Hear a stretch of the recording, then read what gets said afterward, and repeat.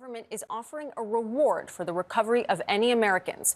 This is the first confirmed loss of a U.S. jet in Iran since the war began more than a month ago. I want to bring in senior national security correspondent Charlie D'Agata. He has the very latest from London.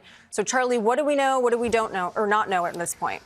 Yeah, Kelly, so we just got that confirmation from U.S. officials who tell us that an F-15 fighter jet did come down over Iranian airspace, and a search and rescue operation is underway. A combat search and rescue is what they call it.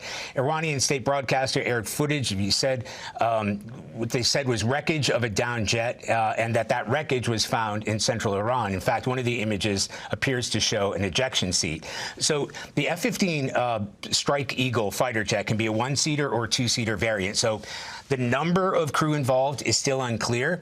A statement on Iranian television urging residents to join the hunt for the pilot or pilots, offering a bounty for any U.S. service members dead or alive. And there are reports from the Iranians, again, that there are heavy clashes underway between the Iranian military on the ground and the search and rescue attempts and teams, which obviously have to be conducted at low level, which, of course, puts U.S. service members at risk and within reach. Again, we're still awaiting the details about the status of the pilot or pilots, but it calls into question claims from U.S. Defense Secretary Pete Hegseth and others that the United States and Israeli forces, for that matter, have achieved air superiority. In fact, moments ago, we just learned that the governor of that southwest province says whoever captures or kills the crew of that downed jet will be specially commended by the governorate. Yeah, this certainly does change the situation here. I mean, based on what you've seen so far with throughout this war, I mean, how does this change the negotiations that may happen between Iran and the U.S.? I mean, it feels like a very different playing field than it was a couple of hours ago.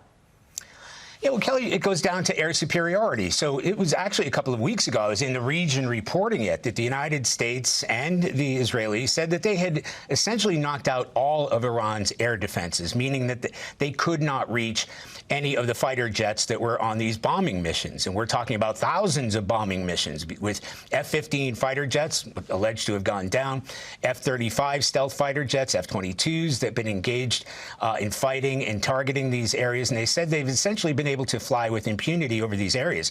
Where this changes the playing field dramatically is the fact that, well, if this is what it appears to be, and that is that a U.S. fighter jet was shot down, not just crashed, but shot down over Iran, then it shows that they continue to maintain a reach. And I can tell you from my own experience from just reporting there, it was also claimed that the Iranians had lost 90% of their missile launch capabilities, and those are related.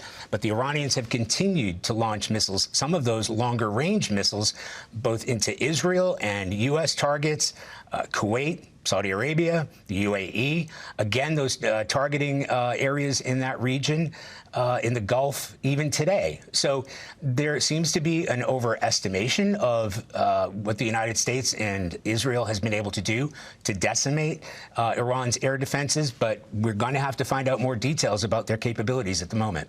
All right, Charlie, appreciate that. I want to bring in CBS News national security analyst Aaron McClain. He's a U.S. Marine veteran and a former foreign policy advisor on Capitol Hill, so the perfect person to have with me in this situation.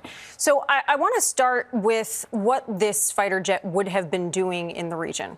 Well, you've heard the Secretary of War, Pete Hegseth, talk recently about how the military is able to move to dynamic targeting over Iran. That is to say, we have aircraft in the airspace conducting missions over Iran, but then they get retasked. They hear there's a missile launcher over here. You go fly over here and bomb it. And what that suggests is we are operating in a situation where we think we have air superiority, and our aircraft can essentially loiter over Iran and go find and prosecute new targets.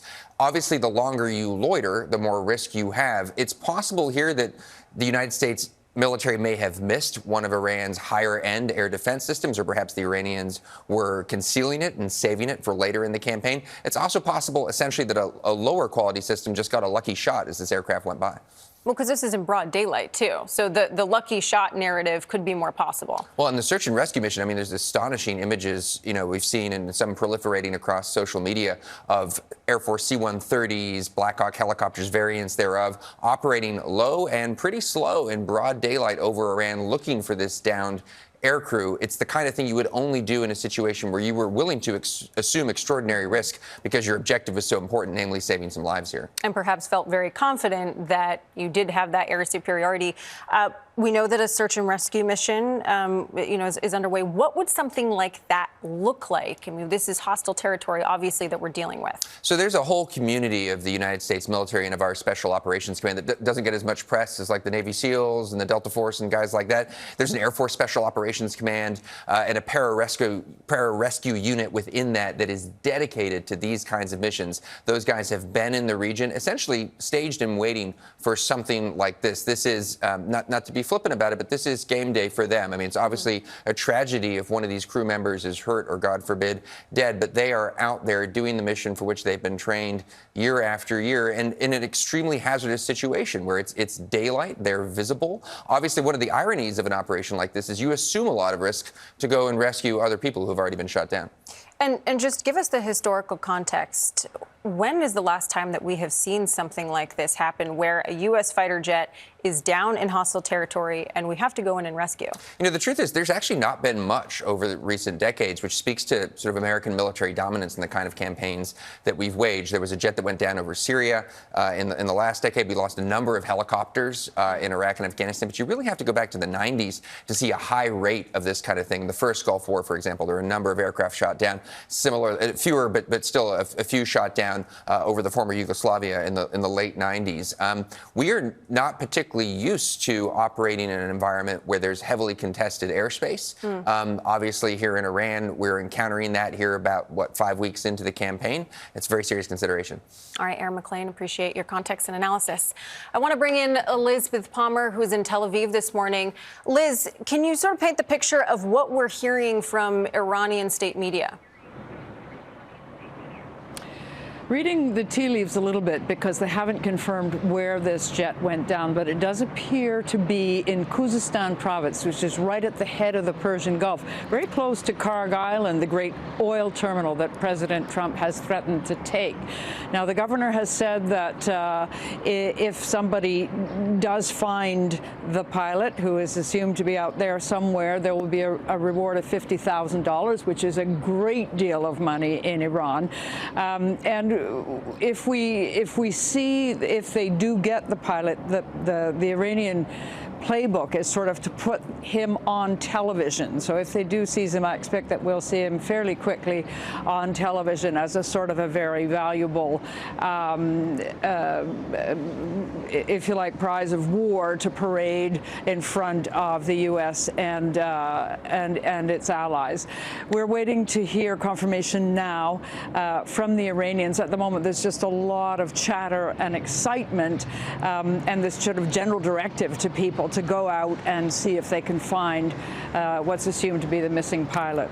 Yeah, the image that you have now put in my mind, Liz, of an American potentially on Iranian television, that certainly would change the narrative. Appreciate your time.